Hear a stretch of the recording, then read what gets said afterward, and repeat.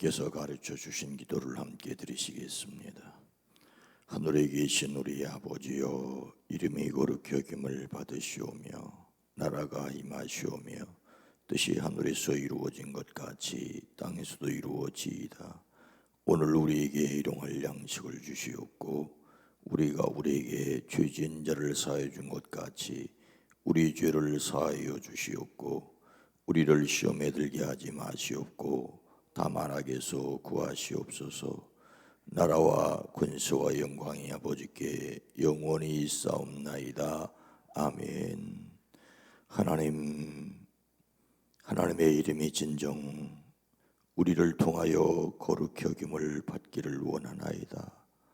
하지만 주님의 이름이 우리로 말미암아 가볍게 여겨지는 세상이 아닙니까?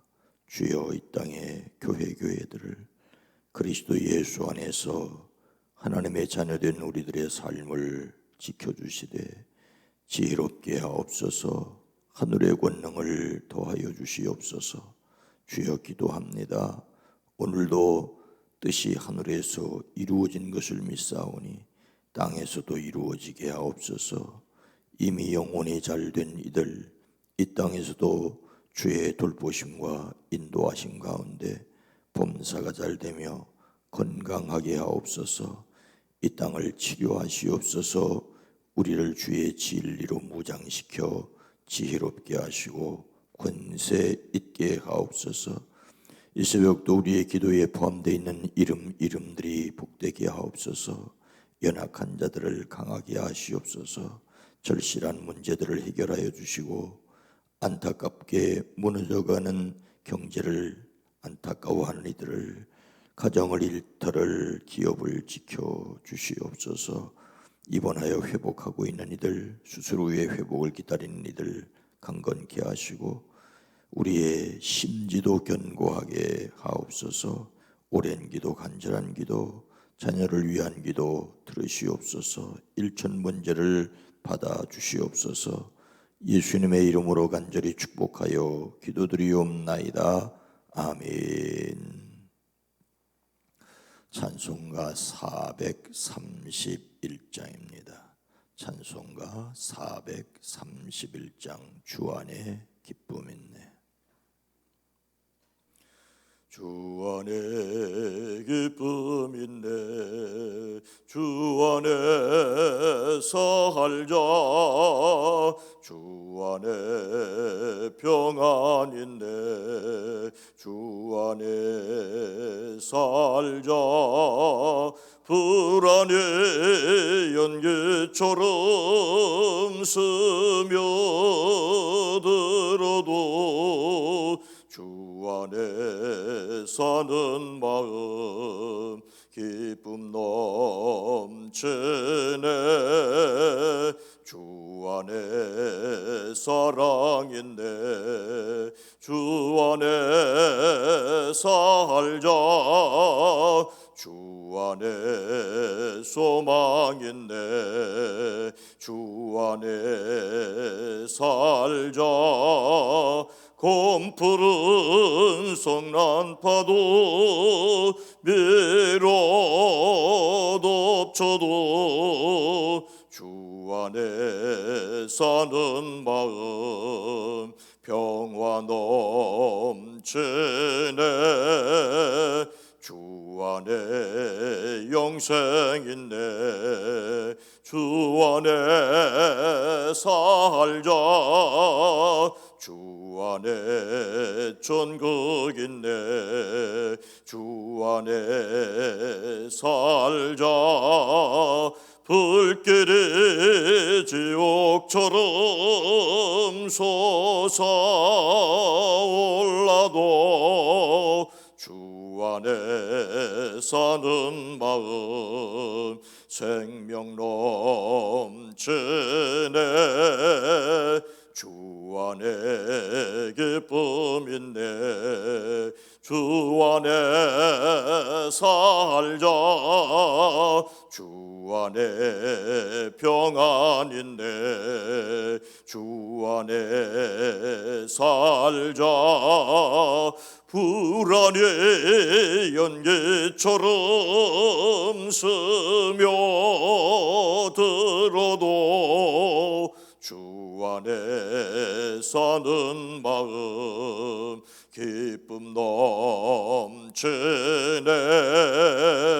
주 안에 사랑 있네. 주 안에 살자. 주 안에 소망 있네. 주 안에 살자.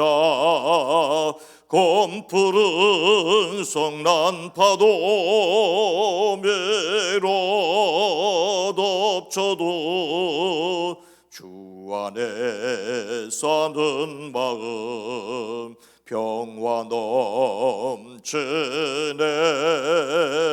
주 안에 영생 있네. 주 안에 살자. 주 안에 천국 있네. 주 안에 살자. 불길이 지옥처럼 솟아올라도 주 안에 사는 마음 생명 넘치네. 아멘. 신명기 22장 8절 말씀입니다. 구약성경 창세기, 출애굽기, 레위기, 민수기 다음에 신명기 22장 8절 말씀입니다. 신명기 22장 8절 말씀을 함께 읽습니다. 내가 새 집을 지을 때에 지붕에 난간을 만들어 사람이 떨어지지 않게 하라. 그 피가 내 집에 돌아갈까 하노라. 아멘. 오늘 하루도 그리스도 안에서 승리하시기를 주의 이름으로 축복합니다. 예수님을 담는 3월의 주제 성품은 조심성입니다. 조심성.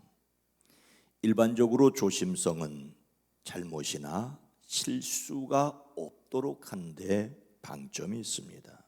그래서 아무래도 조심성은 소극적이고 수동적입니다.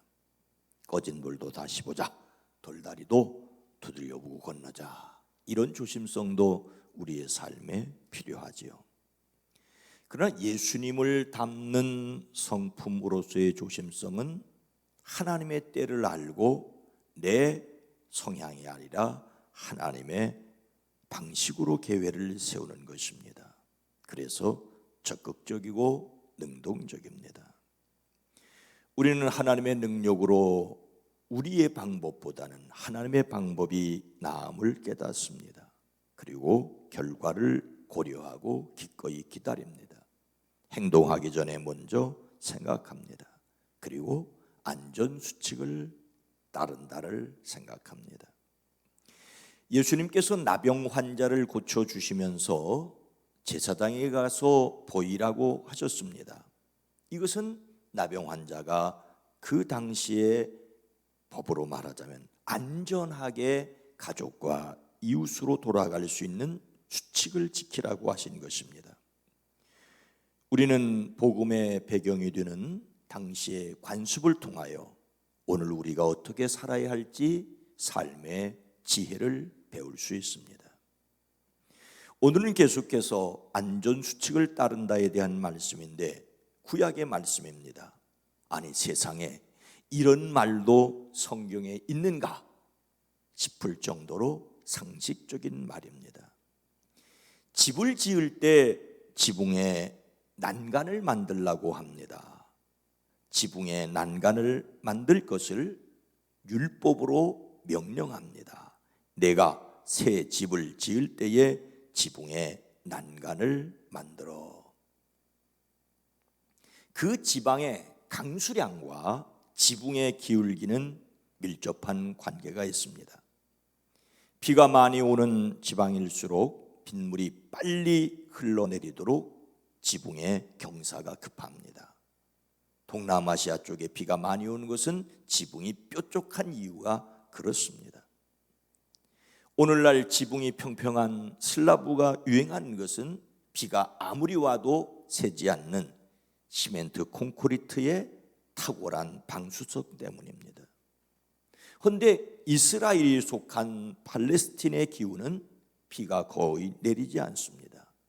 비가 와서 빗물이 빠지는 것을 걱정할 필요가 전혀 없습니다. 그래서 예로부터 지붕을 평평하게 만들어도 전혀 문제가 되지 않았습니다. 이 평평하게 만든 지붕은 여러 용도로 이용되었습니다. 곡식을 말리거나 잠자는 곳으로 이용됐습니다. 지붕에 올라가 거닐기도 했고, 우리식으로 말하면 좀 황당하기도 한데 지붕에 올라가 울기도 했고요. 베드로는 기도하려고 지붕에 올라갔습니다. 모두 다 평평한 지붕이기에 가능한 일입니다. 지붕이 평평해도 사람이 올라가지 않으면 문제가 없습니다. 하지만 활용하려면 안전조치가 필요합니다. 그래서 말씀하고 있습니다. 내가 새 집을 지을 때에 지붕에 난간을 만들어라. 늘 익숙한 어른들은 실수할 가능성이 적지만 어린이나 손님은 실수할 수 있습니다. 그래서 지붕에 난간을 만들라고 율법으로 규정하고 있습니다. 그렇게 해야만 하는 이유는 무엇입니까? 빚값을 치르지 않도록 조심하기 위해서라고 합니다. 8절 후반절은 사람이 떨어지지 않게 하라. 그 피가 내 집에 돌아갈까 하노라. 지붕에 난간을 만들지 않아서 자신이 다치는 것도 문제이지만 그 집에 익숙하지 않은 손님이 왔다가 다치면 더욱 큰일입니다. 만일 지붕에 난간을 만들었는데 떨어지면 떨어진 사람의 책임이 더 큽니다. 그러나 난간조차 만들지 않으면 만들지 않는 사람의 책임입니다. 우리가 안전수칙을 지켜야 하는 것은 자신을 위한 일이기도 하지만 다른 사람을 위한 일입니다. 우리가 차를 조심스럽게 안전하게 운전해야 하는 것은 우리 자신의 생명을 위해서도 필요하지만 다른 사람의 생명을 보호하기 위해서입니다. 율법에 이런 조항까지 두었다는 것은 그 당시에 이런 일이 자주 있었다는 것을 알 수 있습니다. 그래서 조심해야 합니다. 요즘 성남 은혜강 교회에 코로나19 감염 확진자들 때문에 말이 많습니다.